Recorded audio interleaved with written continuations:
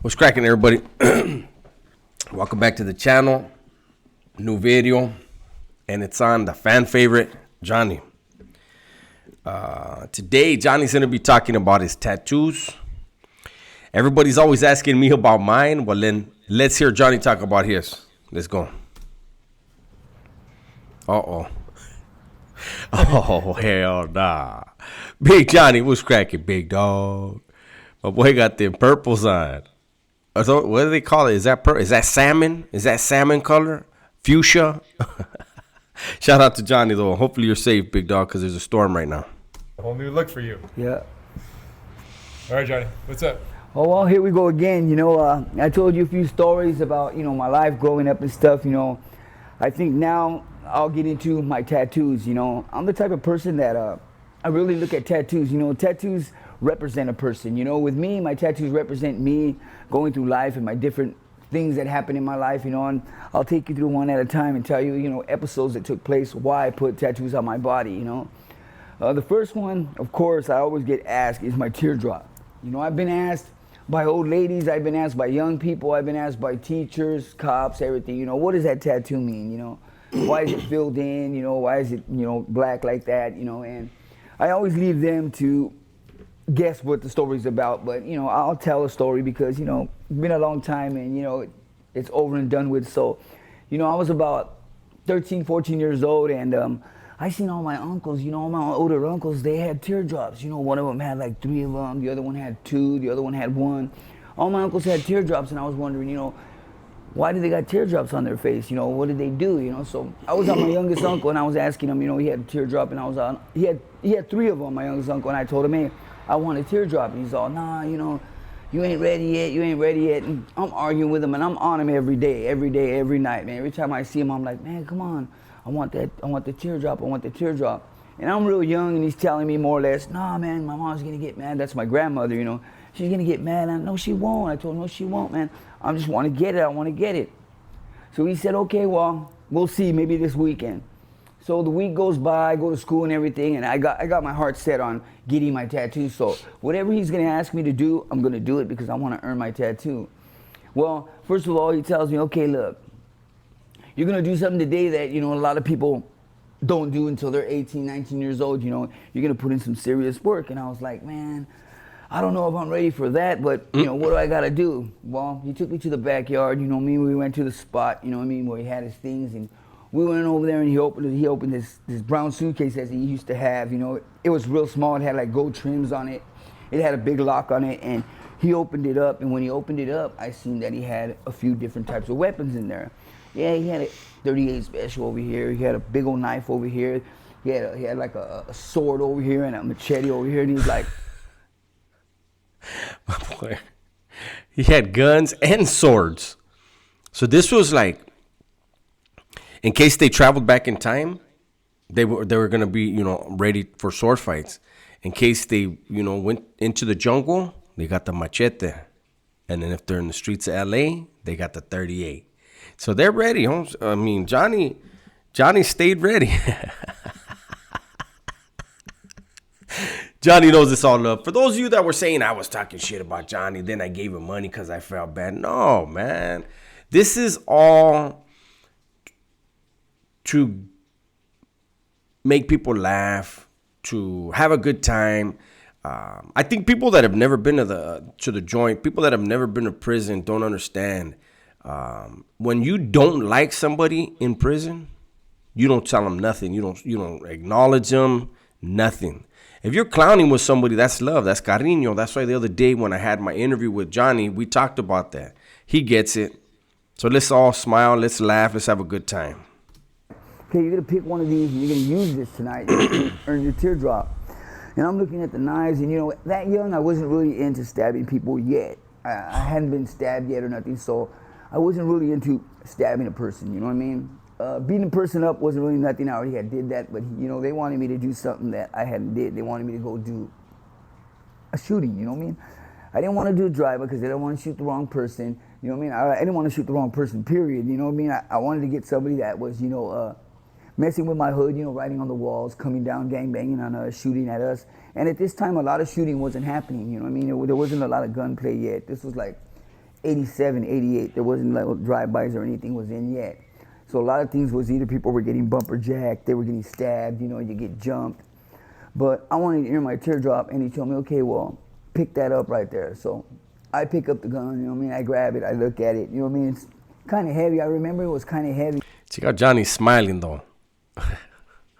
And I was like, man, this thing's kind of heavy. What I was worried about was, I always seen in movies and I seen people fire a gun, I always seen the recoil action, I was worried about that because my older homie, he had went and did something, and I guess he had a big gun, and he had fired it, and he gave himself a black eye, And I was like, whoa, I don't want to, I asked him. I remember in YA, there was a homie from Colonia Chiques, and he said that, shout out to Chiques, he said that his homeboys came, and they had a truck, and they were like, come on, something happened, and they had to go put in work, right? And so everybody was grabbing guns, and by the time he reached in, there was only one gun left, and it was a rifle. And he said, man, that was like a World War II rifle. And wherever they went, he said they went, and they were all laying down in the truck of the bed, right? Or the bed of the truck. And when they got to the spot, everybody sat up, and they started letting off. Bum, bum, bum, bum, bum, bum. The homie was like, yo, this thing was like a musket. He goes, they're getting off. He goes, and I'm trying to just get one shot off. He goes, then everybody's like, go, go, go. He goes, I still hadn't let off one shot. He goes, when I finally shot, he goes, was right when the truck pulled off. He goes, I flipped out of the truck, landed in the street. Just a little side note. That's what Johnny made me think of right now.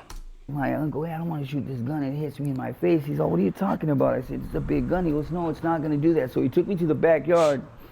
And he had set up in the garage, he had set up about 6 pieces of plywood and a mattress. And he used to test fire his guns inside that mattress. So he tells me, look, back up, get the gun, and fire it at this mattress. He made like a little, fake, like a fake person. And he goes, go ahead and fire it. So we closed the doors and everything, put the music up. And I ended up firing the gun about 3-4 times. And I tell him I'm ready. Now I'm really scared because I'm young, and I'm thinking, damn, how are we going to do this? Well, he tells me, he goes, I'll be back about 7, 8 o'clock to pick you up once it gets dark. So I remember I'm waiting, man, and this time's just going by really slow, and I want to do this so bad, but I'm also scared because I'm real young, And at that time, my older brothers and my uncles and everybody, they had already put in the work. They already earned their teardrops, And my grandfather used to tell me that I was the good one because I didn't have a teardrop on my face, so he felt that I didn't do, the ultimate deed for the hood, so he used to always have me right there, next to him. And I remember when I was going to go do this, my uncle had came at 7 at night. He had brought some Michelob's beers with him. We drank a few beers, and I tell him, hey, man, what about when Grandpa sees a teardrop on my face? He's going to think that, I'm like everybody else. Oh, hold up now. You're the one that wanted it. He didn't want to give it to you. You wanted to earn it. Hey, come on, Johnny. He says, well, do you want the teardrop or not? I said, yeah, I want it. So we get in his car, we go down the street, we park at my homie's pad, and my other homie comes with, I remember it was a white car, I don't know what kind, but he came in it, Yeah, it had a screwdriver inside the ignition and shit. So at that time I didn't know it was stolen. I thought it was my homie's car, but I didn't know it was a stolen car. So we get in, and as we get in, my uncle's rummaging through the car, looking through all. Johnny was in so many stolen cars that he thought a screwdriver is how you started cars. And I'm like, man, he's looking through my homie's car. This is my homie's car. How could he just let him get in his shit like that? Well, lo and behold, I didn't know that it was a G-Ride. So we go, and then he says, well, where do you want to go? I said, well, I want to go over the bridge, And over the bridge is Pico Rivera. We're in Santa Fe Springs, and over the bridge is Pico Rivera. So we go to Pico Rivera, and we get there. And I remember we're going down this street. They got this street named Villa. And it goes all the way to a cul-de-sac and a dead end. So I remember as we go by, we see like 3 dudes standing in the front yard. And I guess they got a barbecue pit going, whatever, there's music, whatever. And we pass them up, And they tell me lay down in the back seat, And they drive by, they drive in with me in the back seat. He tells me, as soon as I tell you to get up and fire the gun, get up and fire the gun. So at this time, I'm really scared, I can feel my hands shaking, and I'm really scared, but at the same time, I'm excited because I'm finally going to get a tattoo on me. I had no tattoos at all. I'm finally going to get my first tattoo. I can't recall if I'm 13, 14, 15. It's one of those years. But I'm really scared, man. And, he tells me, hey, come on, man, you ready? So they go turn around the cul-de-sac, and it seemed like it was going in slow motion. You know, now that I think of it, you know, I could put parts of it together, but we're going. It's like going in slow motion, and I'm getting ready. You know, I got gloves on that he gave me. You know, I got a beanie real low, and I never wear a beanie. I only wear a beanie when I go out at night. You know, I do my thing. So I got a beanie on real low. You know what I mean? No mask, nothing, and so we pull up. When we pull up to this place we're at. They must have been driving slow because this story's taking forever, right? Like, I feel like I don't know, but we're really there because we're low riding. There's a car that's parked right in front of us, and what my homie does is he gets right on the car, like right at the tailgate of the car, and he tells me, "There's a guy in a white shirt. Get the guy in the white shirt." There's a guy. I remember when I look up, I peek over the window thing where the window's at. I peek up and I look. And I see a guy in a white shirt, and he's lighting something. I don't know if it's a joint or a dipper, but I remember he's lighting something. And he goes, that's the guy. So I go over the windowsill. I remember I go over the windowsill, and I think I shoot twice, and I missed the dude completely. I missed him completely. I mean, I don't know what it was. I mean, I pointed the gun and everything, but it missed him completely. I remember the dude drops whatever he had, the steer, whatever, and he stood there for a minute, and then he turned to run, and when he turned to run, they're telling me, fire, fire. So again, I go and I fire again. The next thing I know, I see dude fall down. I don't know if I hit him. I don't know if he fell because he tripped over something, but I remember dude falls down, and I get back in the seat. Now I'm sweating, you know, and I feel myself like I'm young, so I'm scared, and I remember I don't want to cry, but it's coming. I can feel that coming inside, you know, because I'm really, really scared because we're already taking off, and my homie's driving like a maniac, you know, to get back to the hood. And I'm like, oh, give me that. And I don't want to give it up. I'm like, nope, I ain't giving it up because I remember a story that I heard. If you ever do something with someone or something, don't ever give that thing up to anybody. Keep it yourself. Get rid of it yourself. Don't put it in nobody else's hand because they can trace things back to you. So I don't want to give this up. I remember we get to my backyard. It's his gun, Johnny. You got it out of the time travel war chest. Come on, big dog. We get to the side of my backyard, and I just throw it over the fence, you know, out the window. I throw it over the fence, and it goes inside the yard. At that time, the cops pull up. Boom. The cops got us right there. They pull up. Boom. They don't got us for what happened down the street, but they got us there, and they're asking, what are we doing here? You know, what's going on? And I remember my aunt is in the backyard, and she had just got high and smoked some PCP, and the cops are telling her to get whatever was thrown over the fence. And she's looking, and she's trying to see who it is, and my uncle is trying to tell her no. It's his wife who's trying to tell her no, but she's so high that she's looking for whatever got thrown over the gate. So as she's looking for it, I kind of like step 2 feet away from the cop, and I tell her, no, don't get it. And she sees me tell her no, so she stops and she don't get it. So they get us. I remember we got caught with some PCP, so they tell us, hey, well, whose juice is it? You know what I mean? And they're looking at me, I'm real young. What happens is they go to everybody and they start smelling, you know, like their hands and their you know, their bodies to see if they smell like juice. I guess my home. I promise you guys, we're going to figure out the tattoo soon. But so far we have Johnny shoot. Wasn't there old, anyways, I don't want to get too far in the weeds. But so far we have Johnny almost completely unload the gun at nothing. Nothing hit nothing. Then he got one. He got him one. Then they left. Then Johnny threw the gun. But where it landed, there was a family member of Johnny's that was shermed out, who the police tried to involve in an investigation. But the story of the tattoo on the way. Homie that was driving, he was the one with the And a time-traveling war chest. We almost forgot that. Do not forget that. juice. So they ended up taking him to jail. They let me and my uncle go. So once me and my uncle go, okay, I tell my uncle, okay, I want my teardrop. So I remember he calls my other uncle. My other uncle comes in the room. He comes with all his equipment. You know what I mean? He comes with his equipment, all his shit, his ink and everything. And I'm thinking. For a tattoo this big. you know, man, this is gonna hurt really bad, you know. But he's all, oh, what do you want it at? And I'm like, what do I want it at? What do you mean? He's like, you know, what side do you want it at? And I'm like, well, what do you mean what side? Well, he said, well, everybody gets it on the left side. You know, he goes, but my older homies, I remember from my father, they had their right ear pierced. And back then, a right ear pierce used to mean that you were homosexual, that you were gay. But my homies wanted to do something different, so they had all pierced their right ear. So I said, you know what? Johnny is crazy. See, this is what I'm talking about. This is humor. This is a good time. This is laughs. This is what it's all about, man. Tell him, Johnny. But I want my teardrop on the right side. You know what I mean? So he says on the right side. I said, yeah, I'm not gonna get my right ear pierced, but I can get the tattoo on the right side. He goes, well, that's the wrong side. I said, well, to me, it's gonna be the right side because, you know, I like to keep, my homies always just like to keep things in the hood that represented something that kept the hood going. You know, how can you put it? They used to keep things really tight in the hood. You know, there's certain things we did and we kept it through generations. So I remember I had got my teardrop and I had got it. Do you think, like, if Mark was to, shout out to Mark, do you think that if Mark was to say, hold on, Johnny, let me clean those lenses, and like he took his glasses off of Johnny and then put them back on him upside down, do you think Johnny would know?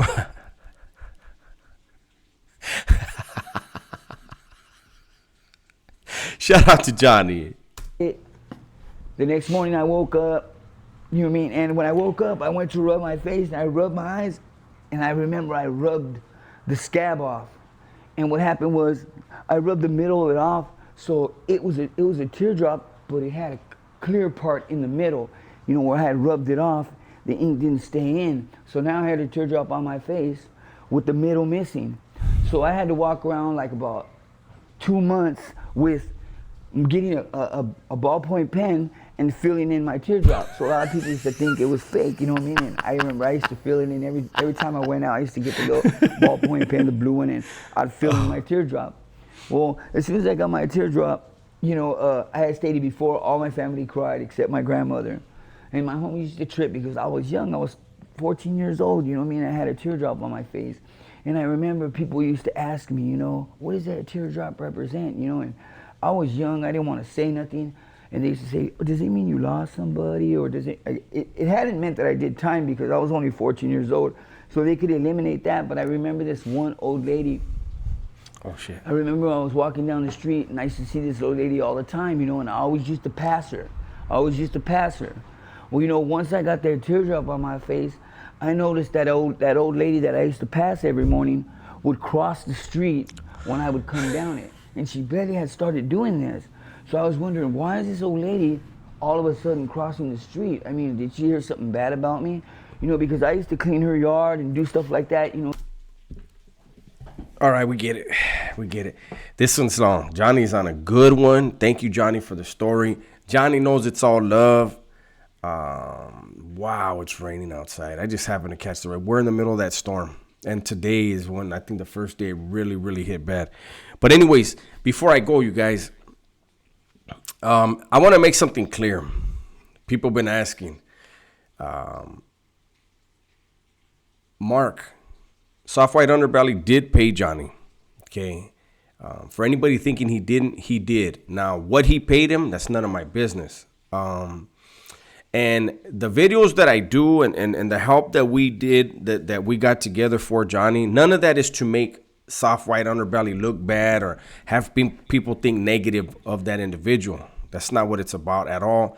This is just us, you know, having a good time, having a laugh.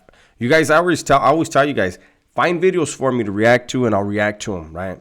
And before I go, the Cash App for Johnny is not connected to me in any kind of way. It's actually connected to the family that knows Johnny since he was young, okay? I'm going to go ahead and I'm going to put in the description, I'm going to put the Cash App. Anybody who's able and willing, if you have the means and you want to send him a few bucks or $100, whatever you want to send, that's between you and Johnny, and he does get the money. I've already done the interview where we showed where he received some money. All the money so far that has been donated, he's received all of that, right? But like I said, in the description part of this video, you will see the Cash App. That goes all to Johnny, 100% of it. So with that said, everybody, please be safe, be smart, and tell the ones you love that you love them. I'm out.